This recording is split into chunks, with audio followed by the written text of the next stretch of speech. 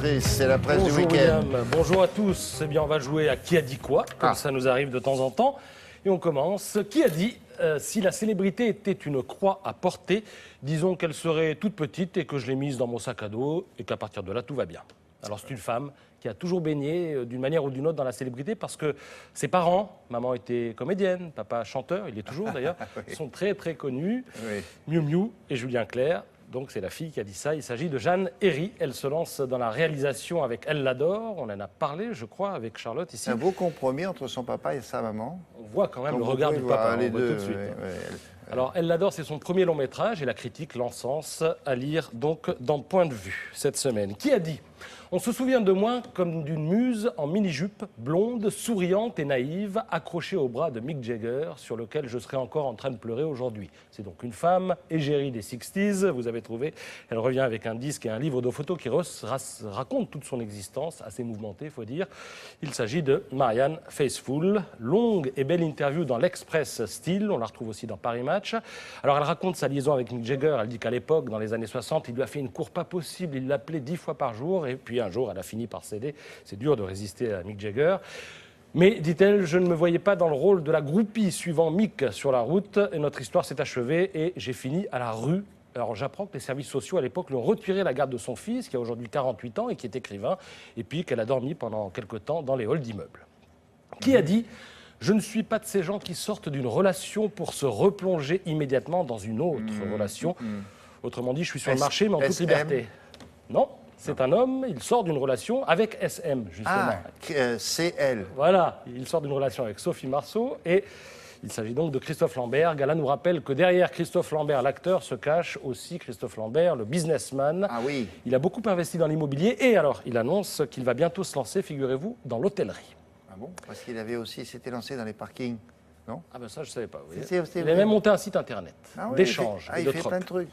Qui a dit j'ai eu la chance de rencontrer l'art parce que j'avais sur le plan psychique tout ce qu'il faut pour devenir une terroriste. Alors là, c'est une femme qui nous a quittés en 2002, mais il est beaucoup question d'elle en ce moment en raison d'une expo au Grand Palais à Paris. Oui. Niki de Saint-Phal.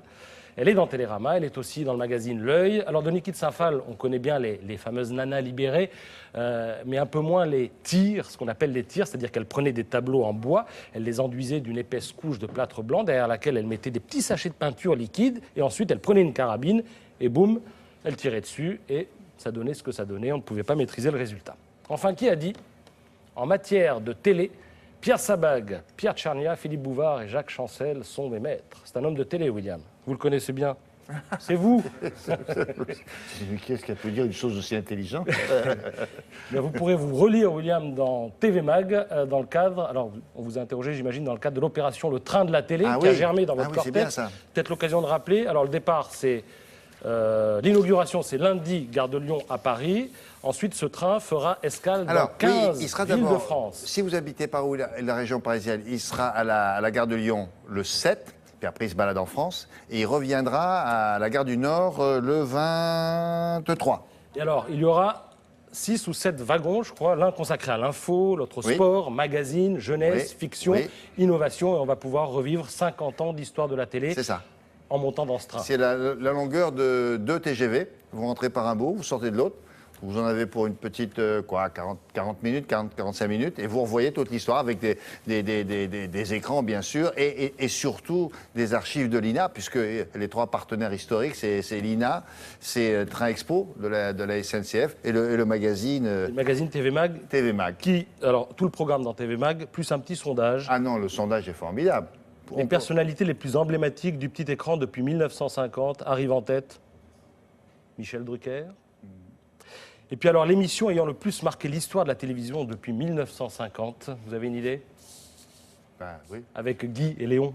ben oui. Interville. Interville. Sondage, c'est incroyable. Hein. Ensuite, il y a les dossiers de l'écran, etc. Et dans quelques années, on posera la question, les gens diront Télématin. J'espère bien. Merci beaucoup. À plus tard. Allez, on va...